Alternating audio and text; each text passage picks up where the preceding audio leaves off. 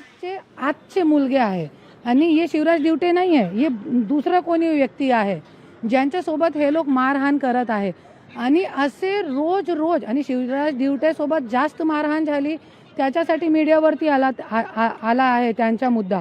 पण असे खूप लोक आहे जो बीडमध्ये आज धनंजय मुंडे के जे गुंड गँग आहे ते खूप लोकांसोबत मारहाण करत आहे. आणि तुम्ही बघू शकता हे मुलगेची जे वय आहे 18 वर्षाचे आजची आहे. वाल्मिक कराडसोबत फोटो आहे, धनंजय मुंडेचे वेनरवरती फोटो आहे, तुम्ही बघू शकता हे सगळी गोष्ट.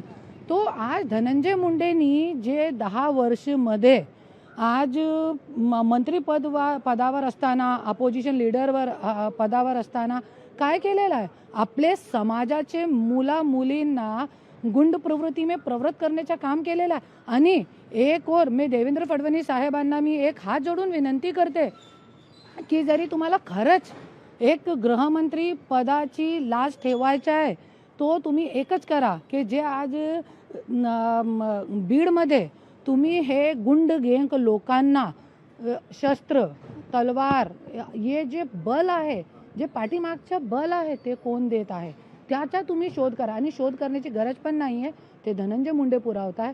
पूर्ण बीड जिल्ह्यामध्ये कोणीची दहशत जरी होती तो वो धनंजय मुंडेची होती. आणि आज वाल्मिक कराड जेलमध्ये गेला तरी पण हे लोक शांत बसण्याचा प्रयत्न करत नाही. आणि सगळ्यांना माहिती आहे, मी पण वेळोवेळी कंप्लेंट करत आहे, पण आज पोलीस प्रशासन का फक्त हेच काम आहे का? आणि जसं की तुम्ही बघू शकता की येणारी जे निवडणूक आहे ते अनाऊन्स झालेली आहे. 2-3 महिन्याच्या आतमध्ये स्थानिक निवडणूक आहे. तो हे लोकांना हे दाखवायचं आहे, कशाला हे लोकांचे व्हिडिओ करू शकता, कशाला मीडियावरती टाकू शकता, इतकी हिंमत हे लोकांमध्ये आली कुठून?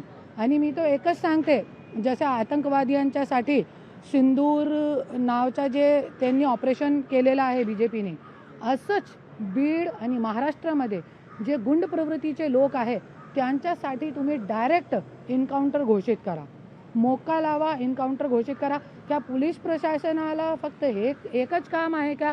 पोलीस प्रशासनची जे पगार आहे ते जनताकडून चालते, हे नेता मंत्रीकडून चालत नाही.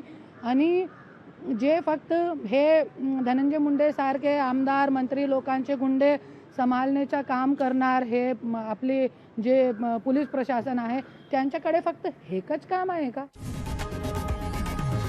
लोकशाही मराठी ऐका, पहा, जागरूक रहा.